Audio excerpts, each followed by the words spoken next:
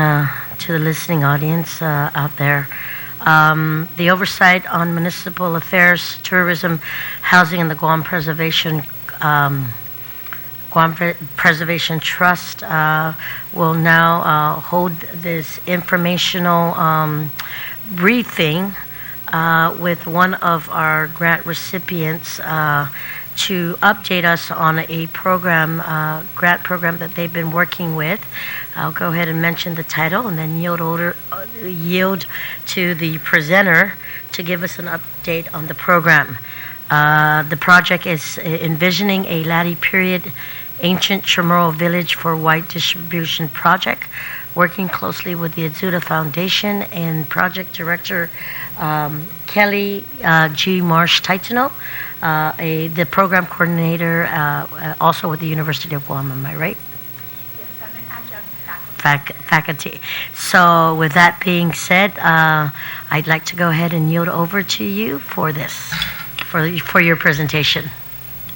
Hafade and Sidhu Asmati for that introduction, and I'm very pleased for this opportunity, so thank you very much for this opportunity to share the status of our project that we've been working quite diligently on, and we're very excited to get it to this stage and be getting it out to the public. A main part of this whole project is making sure that it's distributed as widely as possible. So we are making sure that the Guam Visitors Bureau, who has also supported this project, that they're getting 50 to 100 copies of this poster in the brochure. We're making sure that 500 copies of the poster and thousands of copies of the brochures that hold a lot of the information that walk you through the poster, that those go out to every public school, every private school, and then beyond that, also making sure that any cultural or historical entity, whether they be NGO or governmental office, either on island or elsewhere in the world that deals with Guam and Guam issues, that they get copies of this as well. So we really, truly are trying to distribute it as widely as possible.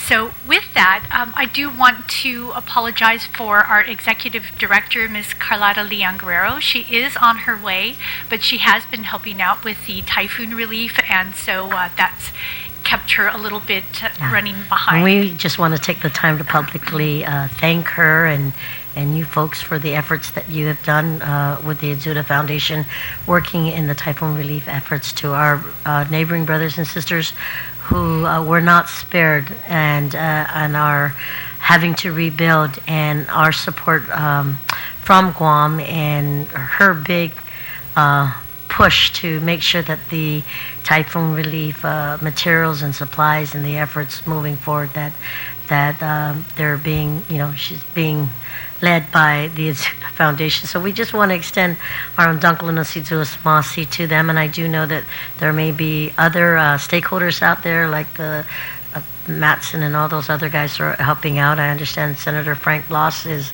also helping out with a lot of the relief efforts. So thank you. And she did say that she's on her way, just finishing up, making some phone calls, and then we'll be here also to share in the presentation. So I want to say thank you again on behalf of the legislature to you guys. Thank you so much for acknowledging that, and we're definitely very pleased to be helping out and assisting the communities. Certainly that's a strong part of the culture, is helping each other. So, okay, with that, we'll go ahead and go into the presentation.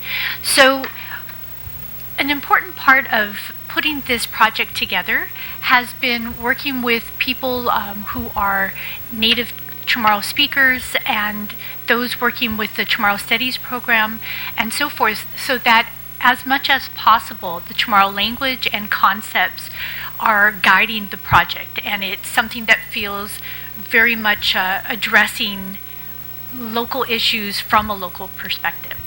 So with that, we have the title I Mali'i Nya Isengsang I Manmofo'na Latte, envisioning an ancestral village, as you pointed out earlier, at Ritidian, Guam. So first, we'll talk about why we envisioned this in the beginning. Well, there's actually a wealth of information out there, and one of the things that drew us to Latte